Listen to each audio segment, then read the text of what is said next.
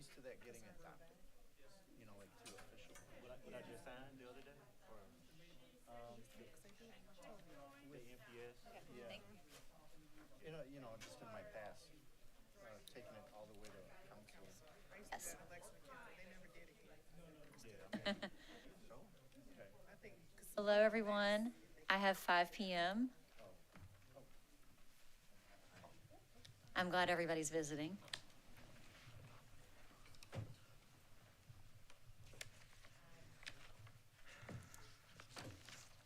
I will now call the Richland County Development and Services Committee of October 28th, 2025 to order.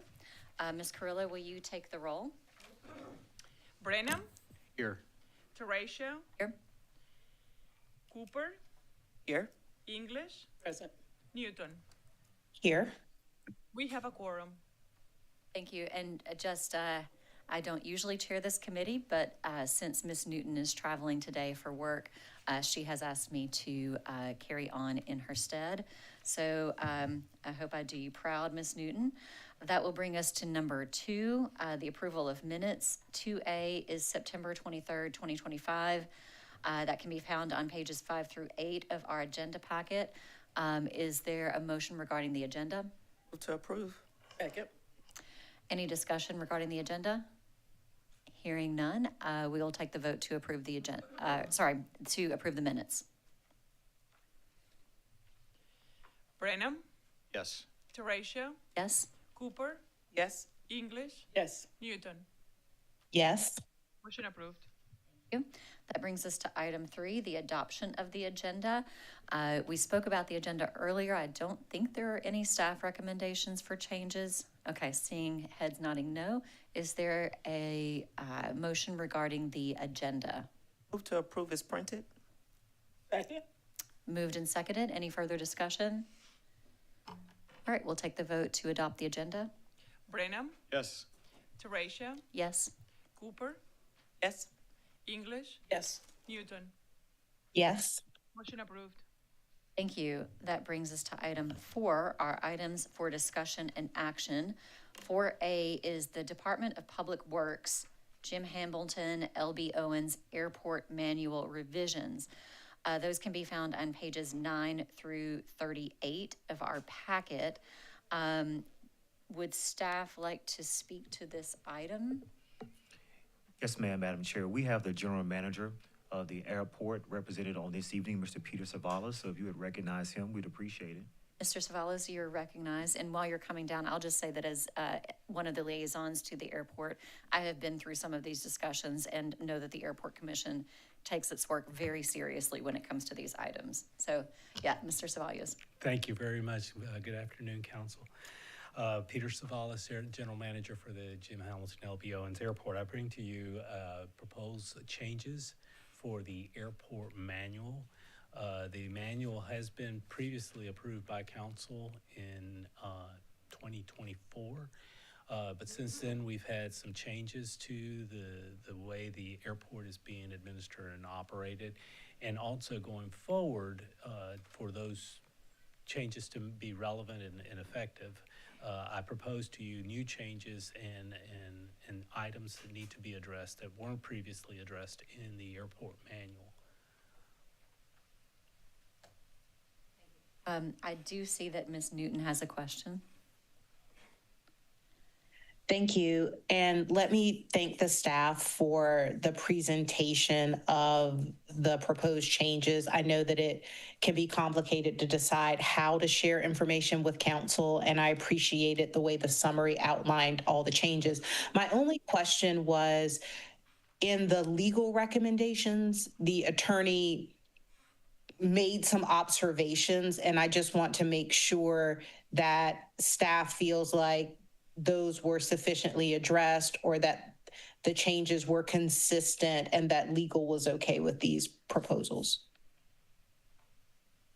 Thank you. I don't know if County Attorney Wright would like to respond to that part and from their perspective, but from my perspective, yes, ma'am. I worked long and hard with their office in terms of these proposed changes collaborated a number of meetings with them and dialogue with them in terms of all the changes. We went through all the changes to make sure that everything met their requirements and my requirements as well. So I feel, yes, from my perspective, the airport, I believe everything is met and satisfies the county attorney's office as well. Thank you. Attorney Wright, do you have anything to add to that? No, just that if all the changes are in line with the recommendations, then we're good with it. Okay, thank you. And Ms. Newton, if I can just ask you, is there a particular page that you were looking at or item that you were looking at? If you look at the screen that the clerk is showing right now, if you go up, there's a place where there's a section for legal review where legal just noted, hey, these are some changes that you made and removed from this document. Just want to make sure that that's what you meant to do. That's me paraphrasing. Okay, thank you. Keep going. Uh, Right there.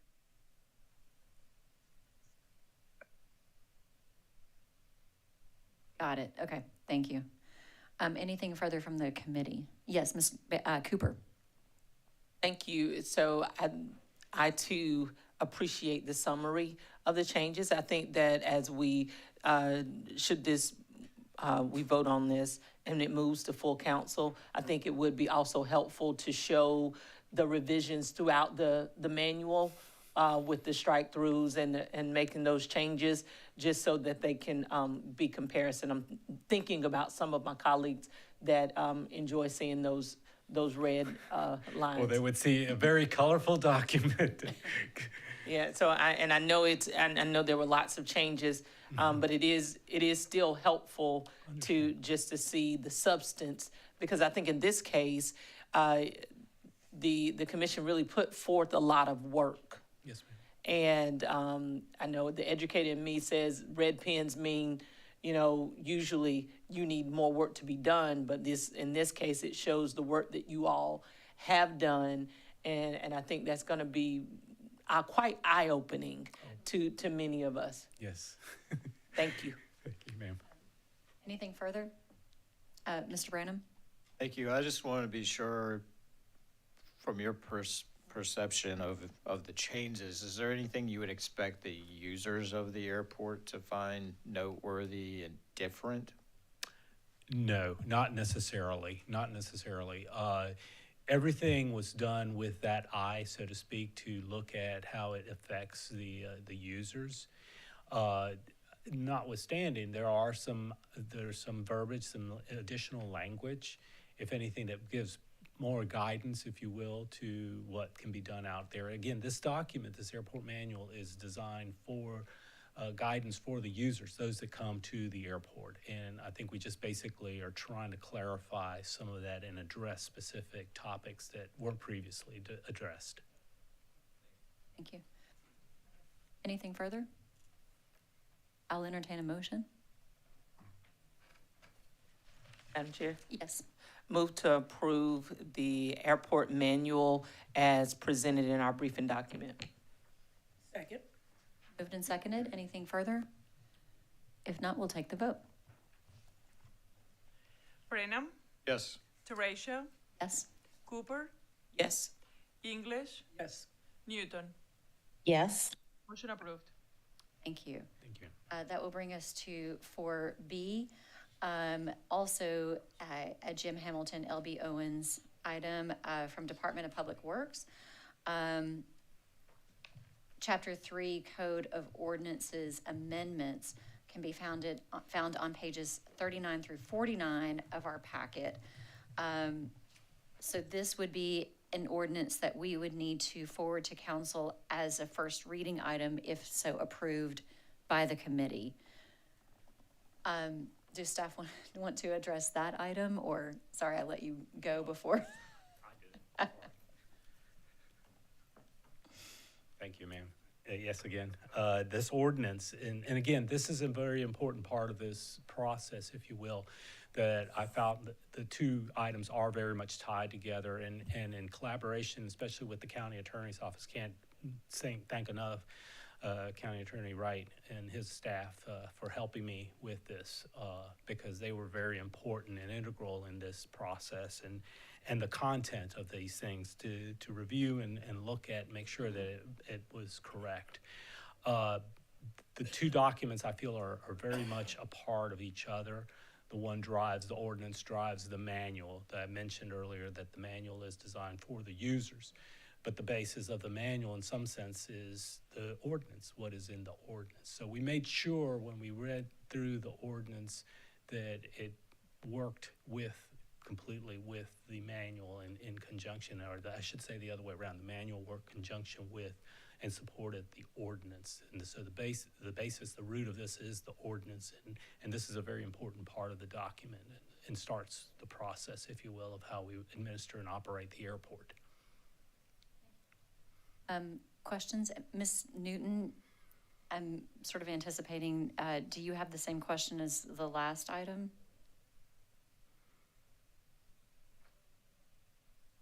No. Okay, thank you. Just checking. Mr. Branham? Yes. I do have Okay. that question, just because I see the note here from the county attorney's office. So just confirm one more time. After discussions between the director and the attorney's office, there's no longer concerns related to the comments offered in the agenda briefing? Go ahead, sir.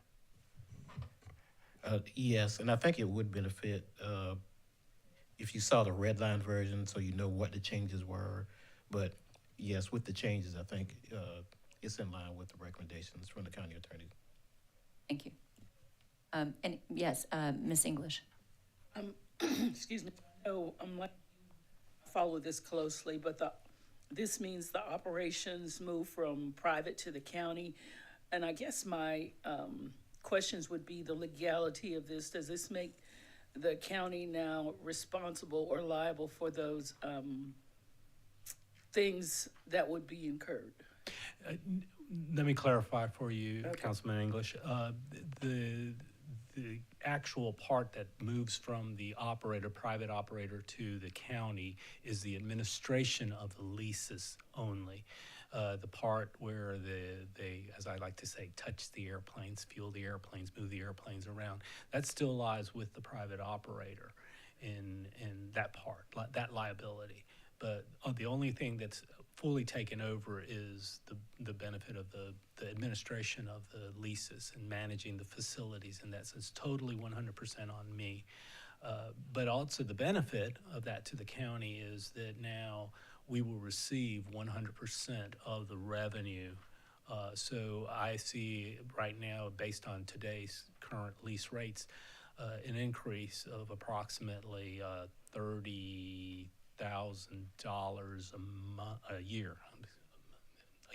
a month, excuse me, $30,000 a month in terms of, $10,000, $12,000 a month for going forward, because based on the current ratio that we expend with it's in the arrangement with the operator, they receive 35% of the lease revenue. Going forward in the future, with this ordinance change, we will receive 100% of the revenue of all the leases, which total about over $300,000 a year for revenue to the airport, to the county. Ms. Cooper, was that a nod that you would like to speak? Yes. Mhm. So with this change, we are looking from an administration standpoint. And I know in the past, we had conversations about contracts, and we had someone that was managing this portion. Right. How does that impact their existing contract? Are we at a point where, when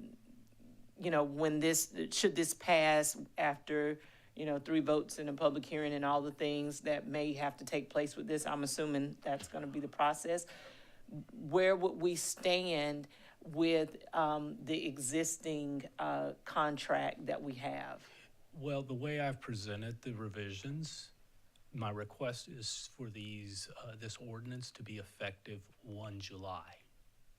so that it doesn't affect the current contract that is due to expire 30 June. Perfect. And if I may, just. Yes, yes. And so with that, and I know we've had this conversation before, and that's something that you've been very passionate and led the charge with that. So I'm assuming that the contractor is fully aware of this ordinance that we have teed up here and having discussion on, so that they would not be blindsided. And then as an additional question would be, are we concerned about them jumping ship early? Well, no, ma'am, because right now it doesn't affect contractually what they're doing, because their contract is good to June 30th. The operations are still the same until June 30th. That won't change. The only thing that would set the stage for this ordinance change and the manual change with that also, back to that part of the manual, is for the next operation. In other words, I will be going out with a solicitation in preparation for a new contract, because we have to deal with that existing contract. Once it expires, who's going to be out there? And the proper steps to do that is to go out with a request for proposal, a solicitation for operations, for a new service operator out here. So the service, so essentially we're kind of breaking apart their responsibilities. Going forward, yes, ma'am. Yes. In concept, yes, ma'am. Yes. So the current contract stays the same until June 30th. They still receive the benefit of what they do for us, for the county. But for the next operator should be, or even if it's the same operator, because they all are eligible to propose on this project, on the service, the new contract, the way it's going to be structured is that all we want them to do is worry about fueling the airplanes, touching the airplanes. They don't need to worry about administering the leases. Perfect.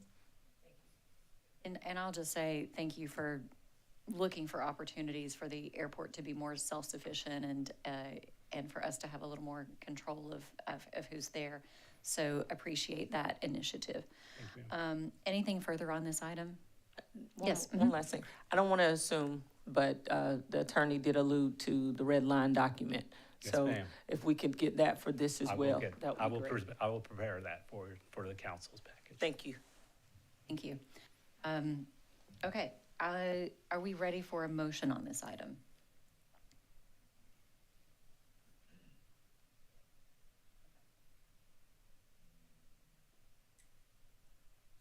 I'm happy to make one too. Okay. Move to forward the Chapter 3 Code of Ordinances amendments for Jim Hamilton, LB Owens Field, to council as a first reading item, with the request that full council have the red line version of the document. Madam Yes. Chair, I recommend that you say that it's the committee's recommendation yes. to accept the changes Okay. to the ordinance Okay, and forward it to full council. okay.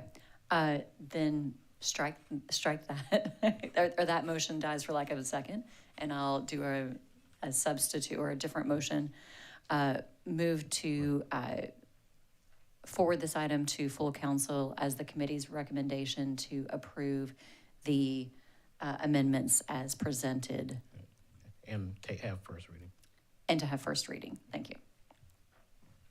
Second. Moved and seconded, and I'll just say, I didn't say that in the motion, but obviously the red line version is requested for everyone to see. Okay. Moved and seconded. Anything further? Okay, we'll take the vote. Brenham, Yes. Teresia, Yes? Cooper, Yes? English, Yes. Newton. Yes. Motion approved. Thank you. That will bring us, we're finished with the airport items. Thank you. That will bring us to 4C. I move that county council direct the county administrator to research and provide to council, 1, ways to secure title to subdivision roads that were developed but never had ownership transferred to the county And two, to recommend changes to county ordinances and/or protocols to better assure that future development of subdivision roads includes conveyance of title to the county unless there's an understanding between the developer and the county that the subdivision roads will intentionally remain privately owned and maintained. That can be found on pages 50 through 54 of our agenda packet. And I do believe Director Maloney has an update for us on that item.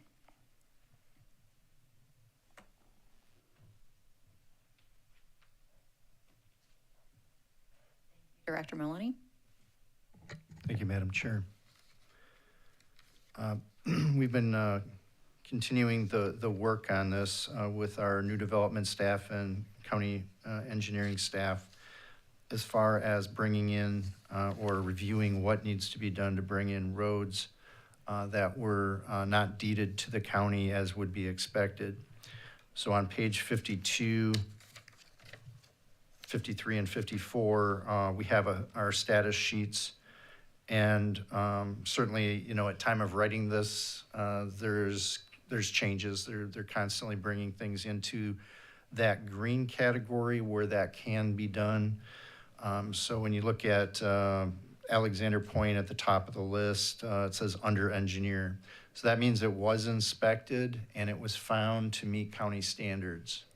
So they're going through the process of that development to get the deeds so that can be transferred to the county. When they get the deeds, that'll go from the county engineer's office to the legal office for review.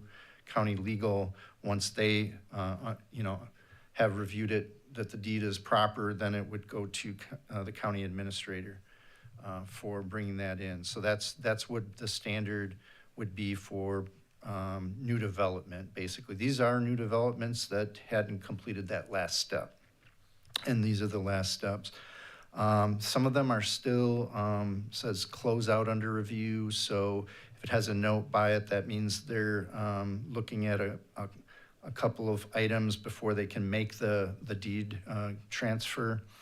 There's some not recommended on the first page. It says it's a private community, and others removed from the list because it's a gated road. Some not recommended further down, not built to standards. Also noting it's a private community. If it's a public community, it was platted to be a public road and development with public roads.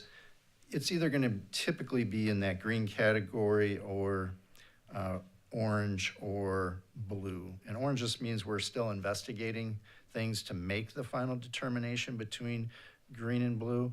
And blue means it's below county standards. So we did go out and you can see we found one right there, two of them on the first page that are not meeting county standards. And so we found out, you know, maybe we've got some notes about who owned it in the interim, but the difference is, and we get to page 2, there's a bigger block of those. As we investigate further, there's a big block of orange. That is, I understand, just today's report, those are now something else. You know, it's not still being investigated. So they're either gonna be green or blue. And they just completed that for all the developments all the way down.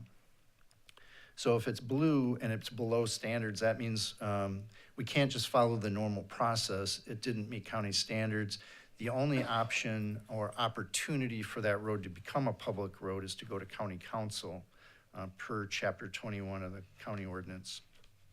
So to do that, we need to provide county council with enough information and this committee with enough information to understand what it is we're actually bringing in.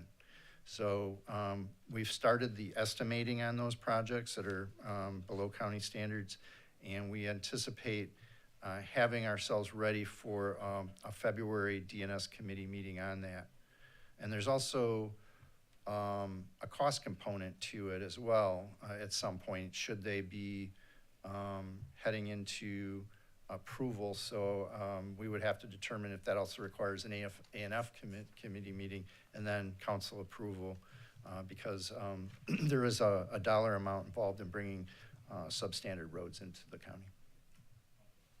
I have a question, if it doesn't, but I'll look to my colleagues first.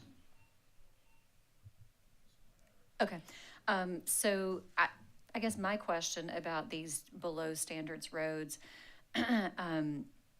in general, do they require completely being rebuilt, like ground up and redesigned and rebuilt? Is that what would happen in a case like that? Not necessarily redesigned, but reconstructed. What we found is that there's substandard pavements out there.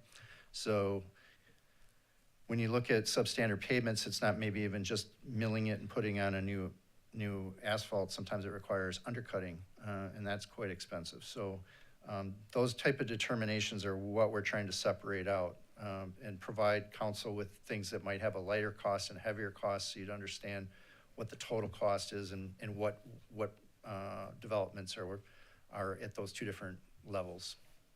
The developers used a product that was not really meant to be, that probably wasn't really up to, well, you said substandard, so yes. Or a lack of base, like no base material, or the soils that were determined to be good soils that you could once pave on in Richland County were not good soils. Thank you. Anything else?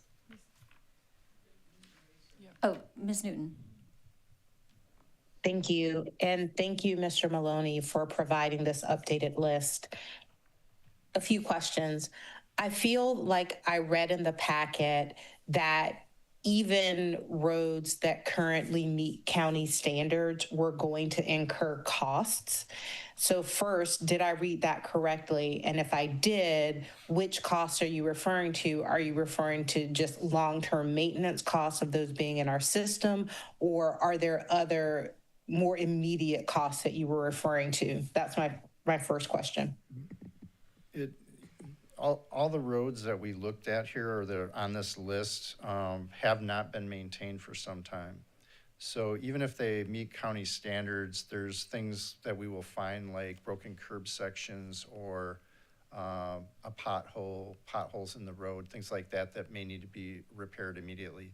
So there is maintenance costs, but those would be what we'd call force account costs, like just doing our routine maintenance. And all our roads require that. So we didn't say it doesn't meet county standards because it needs some maintenance. Because we actually find, developments that are in here that have been not maintained by the county. Not that they weren't maintained at all, but they weren't maintained by the county for 20 years. And, some of those roads are in pretty good shape because they were built very well on good soils. Thank you. And then my next question would be if, and it may be too complicated, we're going to incur costs on all of these because if you look at a neighborhood like Alexander Point, I think technically speaking, that's a development that still has additional phase that they were going to add. And I guess I'm just wondering if in any of these cases, the developer is going to contribute to costs when we bring them over to county standard or bring them into the county system rather. Where it's under engineer at this point, those discussions have not occurred at this point. But will they happen? I guess I'm just looking at, there are some cases where there is an entity that could pay costs, and I'm curious to confirm if we're going to be requesting that. We typically wouldn't put a punch list out, for instance, in this condition and ask for work if it meets county standards. Okay. I think for those that don't meet standards, I mean, that would be an opportunity for that development to be brought up. If there's an entity to reach out to, that the one you mentioned does have one, but some of these don't, that you could reach out to and say, hey, bring it up to standards, and then we could bring it into the community. There was an example of that off of Garner's Ferry Road where there was a back entrance that wasn't part of the plat in a development, but the neighborhood used it. and they wanted it to become part of their official roadway maintained by the county. And we said, if you bring that roadway up to county standards, then, yeah, we would be able to bring that in through the normal process that would have been part of the new development process where, the county engineer is reviewing it and then bringing it to the plat to the county attorney's office. But I don't believe in that one case that I'm referring to that happened yet, because it does rely on something like in some of these, an HOA, for instance, to try to find, 50,000, or whatever it might be to bring all their roads up. So that's where that'll kind of run into some form of negotiation to bring them to county standards. But again, we didn't do that on those that we found at county standards. We just looked at those as routine maintenance costs that we would take on as though it's a new development that, missed some routine maintenance, but then would just start to catch up over time. Thank you. Ms. Cooper? Director Maloney, this may be a long shot, but I'm gonna shoot it anyway. And that is, these are a lot of roads, and, as I've mentioned in the past, I'm glad to see some of these that are in my actual subdivision, under engineer.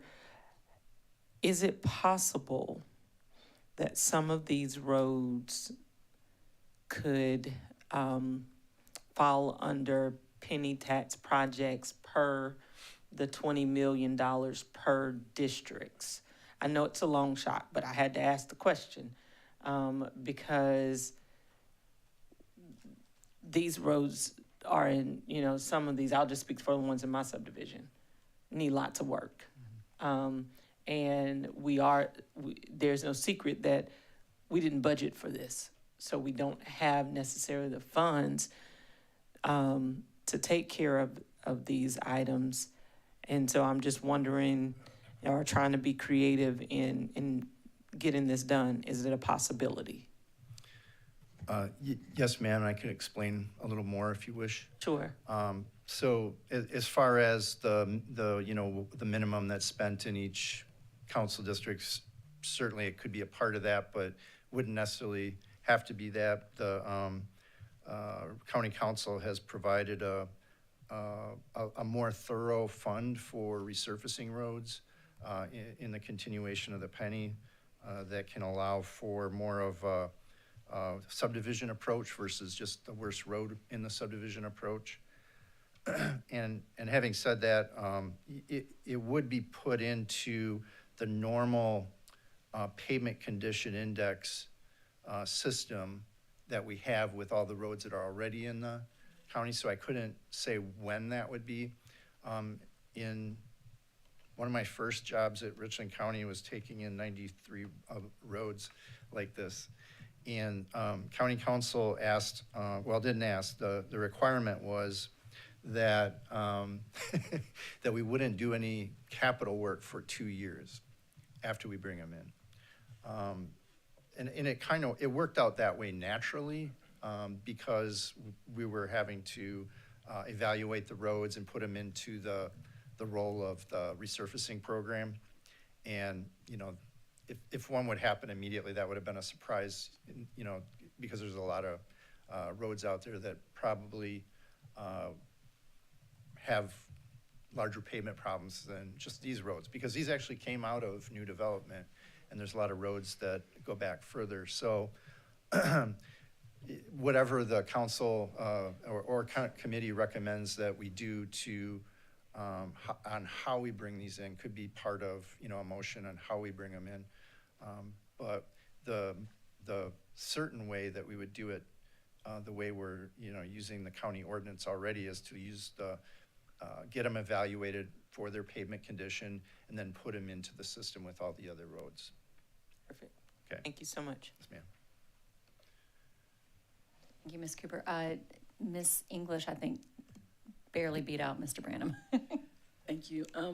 Mr. Maloney, I may not ask this right, but I know that there are some roads, and I believe they're DOT maintained, and they're not on this list. But if we have those roads how can I say this? Some of them have drainage under them, and they're not maintained by anything, and that drainage is just, it's kind of a wash.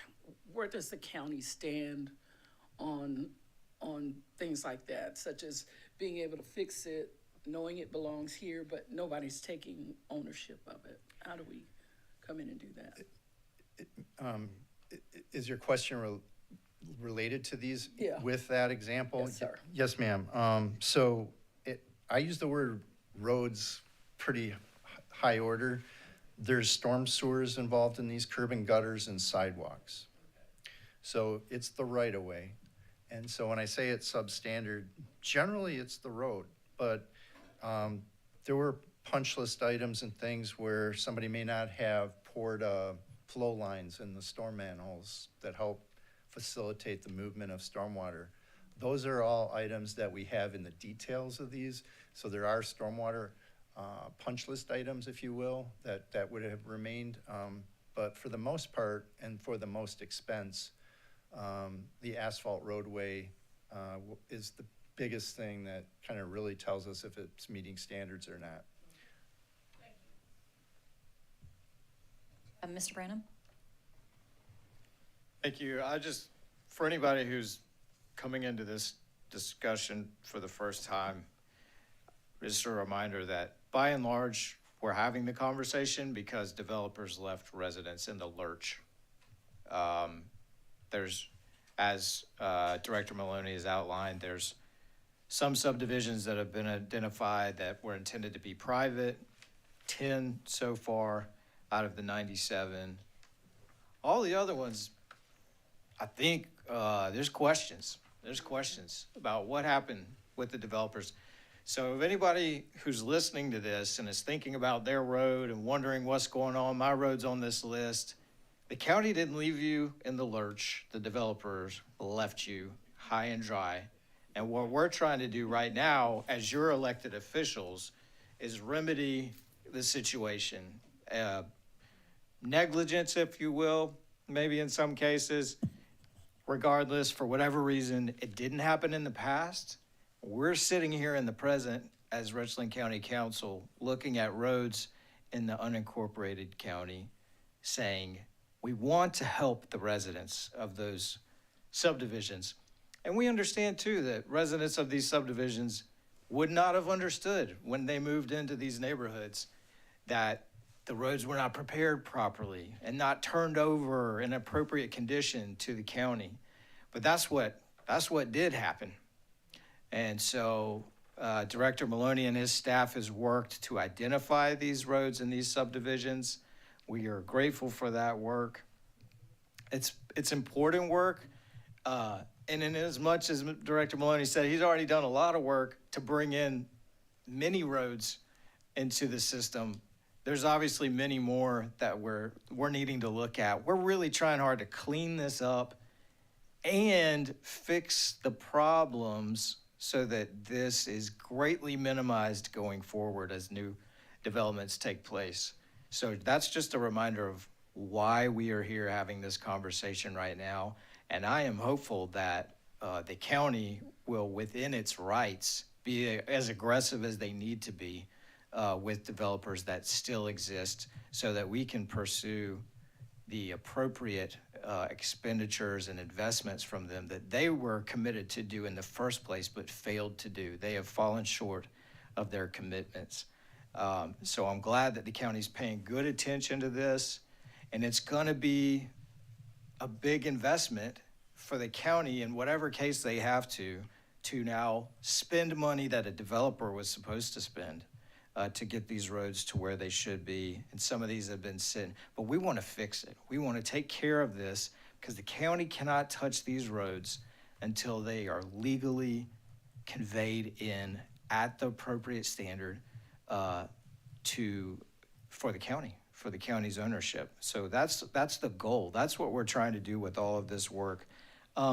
Just looking at the 97 subdivisions, Director Maloney, if you had a guess, what percentage increase to the road maintenance system would that potentially represent? Is it like less than 5%? of all of the road maintenance system?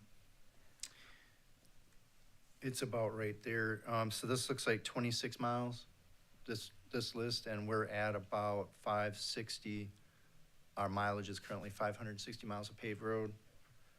So, yes, Okay. about 5%. So it could be right around 5%, a 5% increase of just inventory, the number of miles in the inventory of the whole county system that we're responsible for maintaining. That doesn't account for the fact that there are existing deficiencies that are going to need to be made up for. So I hope the county will work within our legal rights to pursue where we can developers to help cover those costs.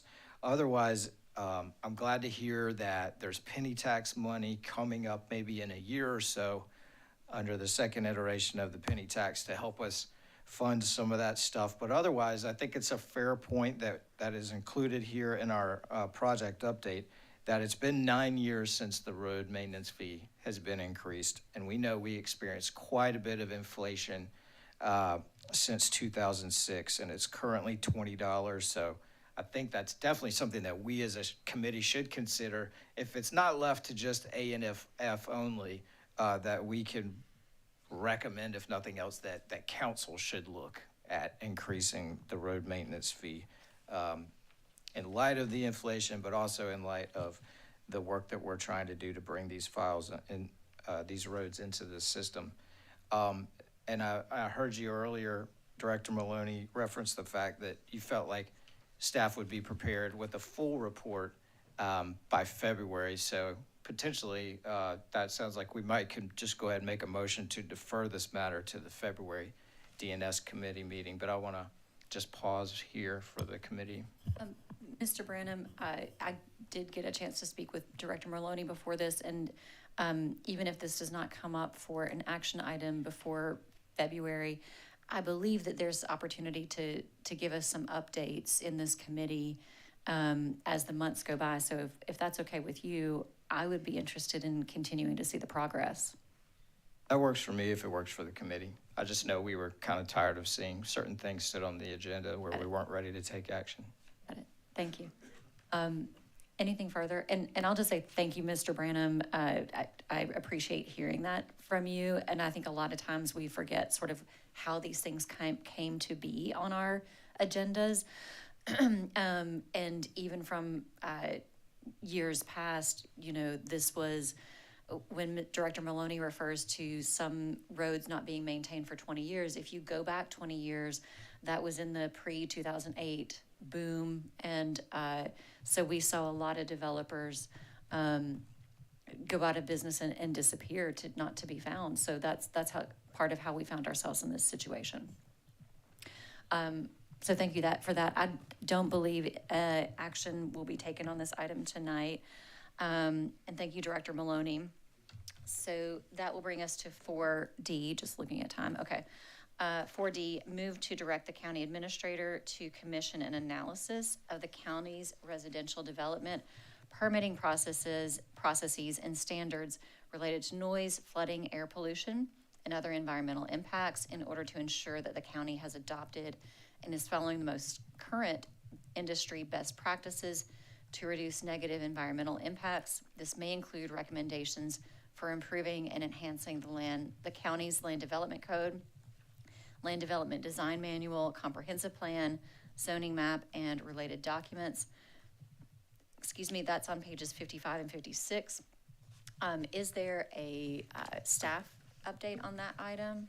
Very briefly, Madam Chair. Yes. I know ACA Jensen is not here, but on page 55, I'll just read this very briefly and then I'll talk about recommended action. In brief, the research indicates the county is current and on all regulations and standards related to mitigating environmental impacts, and that with the exception of the land development manual, there's a statutory and or internal schedule in place to revise and update those standards into the foreseeable future. Administration proposes adding a 5-year review schedule for the land development manual, similar to the statutory 5-year requirement provided here. There are some other documentation relative to some of the, I guess, internal workings of the county that we can bring to these bodies, to you as a committee or to the council as a whole, just to see some of the things that happen behind the scenes operationally, so you have a better feel for the volume and information that meets this threshold. And so in the packet, what you had was a review schedule, items lined out, the responsible departments, the statuses that was on page 56 to show you all of the things where we are current, the regulations that we are adhering to, and how we are meeting the standards. And so while this is something that we can continue to provide and bring forth and just make sure you as a body and as a council know the regulatory things that we're reviewing and how we are meeting the standards, then this item we would ask for you to accept as information, and to the point Councilmember Branham made earlier, so that this item doesn't just remain on your agenda because there's really no other action to be taken on this matter. But that is certainly something that this body could consider as a part of its regular consideration of items on its agenda. Looking to or committee members? Yes, Mr. Madam- Branham. Oh, I'm sorry. Ms. Newton, did you come off mute? I can wait for Councilman Branham. Thank Okay. you. Thank you. I was actually going to ask to hear from Councilwoman Newton since she was the movement on that. Yes, Ms. Newton? I've been called many things today, but I think this might be the first time I was called the movement. Thank you for that update, Mr. Brown. So my first question is, you talked about updating the review schedule for the land development manual. Is that something that happens administratively, or is that something that requires a motion? That's something that happens administratively. It does not require a motion. And the information was being shared so that you would know what the steps would be able to be taken so that we could stay abreast and making sure that we're currently meeting standards and keeping up with any necessary changes. Perfect. And then we discussed this at our last meeting. I appreciate the work that staff has done on this, as well as the updates they've provided on what we're doing. It doesn't necessarily completely address the intent of my motion, but I am happy to maybe table this motion if that's the most appropriate thing, while I look to work with staff to see what verbiage might get me closer to what I'm looking for. So I guess with that, and I understand it's the will of the body, but from perhaps Attorney Wright, would tabling this motion be the best course of action, or is there something different you'd suggest? Well, if there's no action that you want to take on the motion, you can table it and take it back up when you think it's appropriate. Okay, then I can't see if there are any other members of the body who want to comment on this item. But Ms. Teresa, when discussion is done, I'm happy to move to table this item or to let someone else make that motion who's present. Thank you, Ms. Newton. I'm not seeing any further discussion, so I think we're ready for a motion. Move to table. Second. Moved and seconded. We'll take the vote to table this item.